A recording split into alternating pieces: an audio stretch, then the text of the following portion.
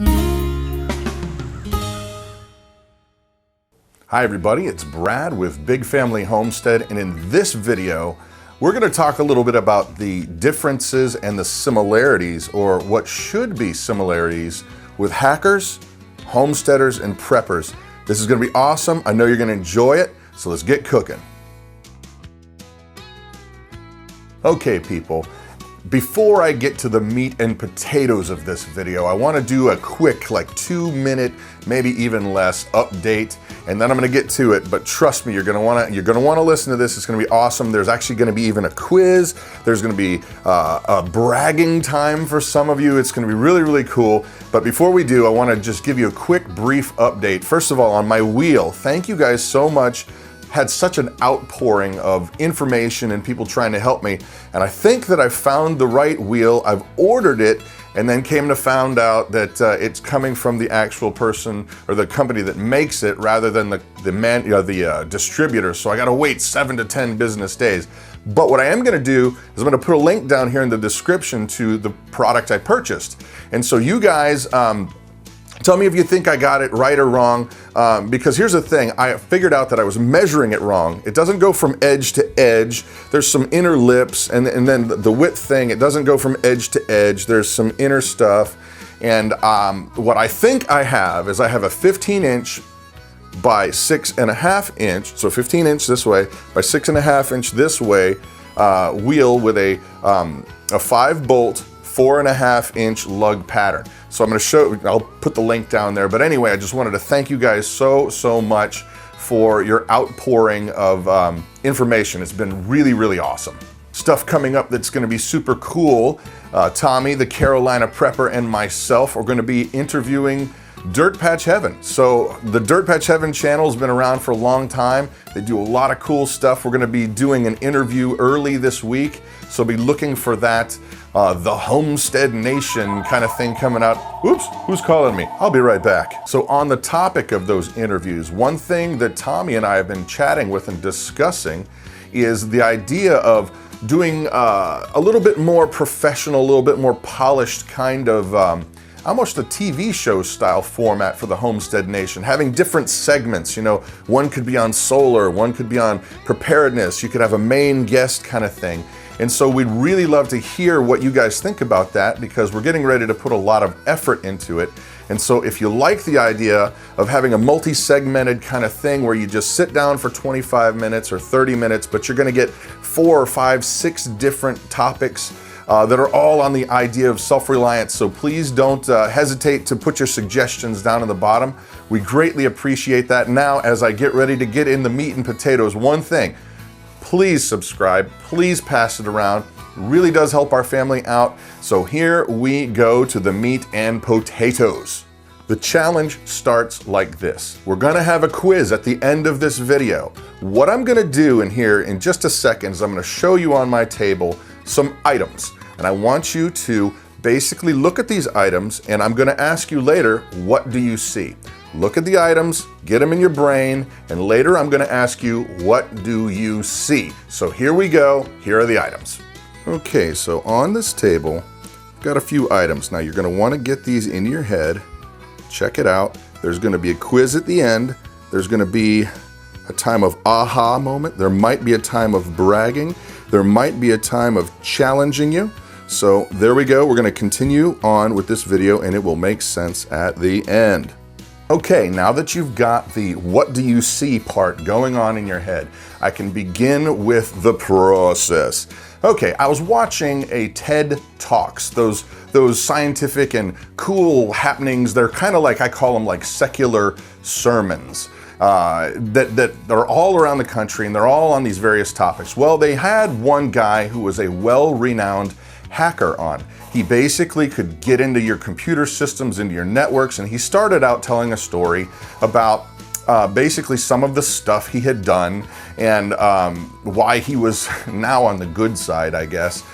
And he demonstrated how in real time, these people are in a hotel and they're at a convention, and in real time he would show them how just with one little device that was this big, you can buy them for 15 bucks online, that he could get into their network through their television connection And he could, you know, say, do things like bill a bunch of movies to another room that didn't rent those movies. He could get in to get their credit card information. He showed so many different ways that he could swipe your data and get into your stuff. And then he kind of just was laying out how good he was, really. It was kind of like, first of all, it's crazy how little protection that we all have when it comes to this digital world. But then he kind of shifted gears and he said, you know, and now I'm being hired by Bill Gates and I'm being hired to work on the problem of malaria. And so now I'm going, huh? And he said, yeah, I work on the problem of malaria. And basically they were hired to try and figure out a way to get rid of these mosquitoes, and they did a bunch of studies and they figured out that only a certain kind of mosquito, they have a certain frequency that their wings flap out. So they, you know, what does a hacker do? Well, they figure out a way. So they basically took parts out of just stuff that you can get over the counter, like laser printers, and they figured out a way to make like zones around a house, and that basically a computer would listen to, like a cell phone, would listen to for those frequencies, and then they would laser pointer would burn up the mosquitoes in mid-air. Okay, so all that to say, I wanted you to hear all that to say, okay, here's the thing. His point is the point that I'm going to make.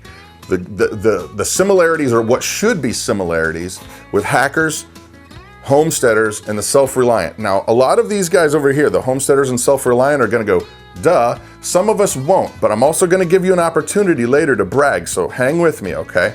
So the point that he was trying to make, let me see, I'm gonna go over here. A hacker does not look at this as merely something that you make phone calls with or have your calendar on or, you know, play games with. A hacker looks at this and goes, huh, now I know I can make phone calls with that and I know I can do this, but what else can I do with this, right? So a hacker doesn't look at a cell phone as something I make phone calls with. They look at it as, what other things can I do with this? Oh, so a hacker doesn't look at a cable box as a way to simply sit down and watch movies or whatever. They look at a cable box as, holy smokes, I am now connected to the entire network. What can I do with that? Here's the point, folks. We as self-reliant people, we as homesteaders, and we as preppers have got to start looking at everything in our world, not just, well, that's a shovel. I dig holes with that. Well, that's cool and yes, and true. But what else can I do with a shovel other than bash zombies? Yeah, whatever.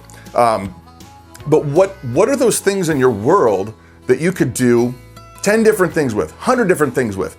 You know, a lot of survivalists are really good because they've kind of trained themselves to think about they call them bug out bags or go bags or whatever it is. It's a survival bag that they put stuff in that in an event of tragedy or catastrophe, they grab this and go. Well, they're conditioned kind of to think, well, I need stuff that's going to do 50 million things at once.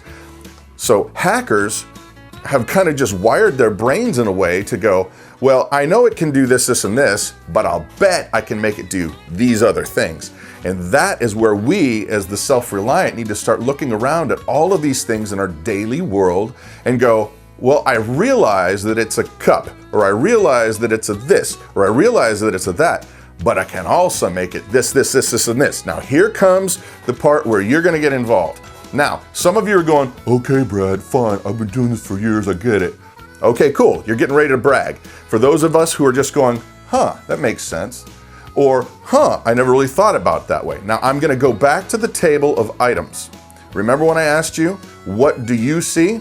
So, hold on, gonna change the camera angle. Here we go. Okay, most of you saw that we have a tarp. We've got a bracelet. We've got some paper clips and a ceramic mug. Hopefully you saw that.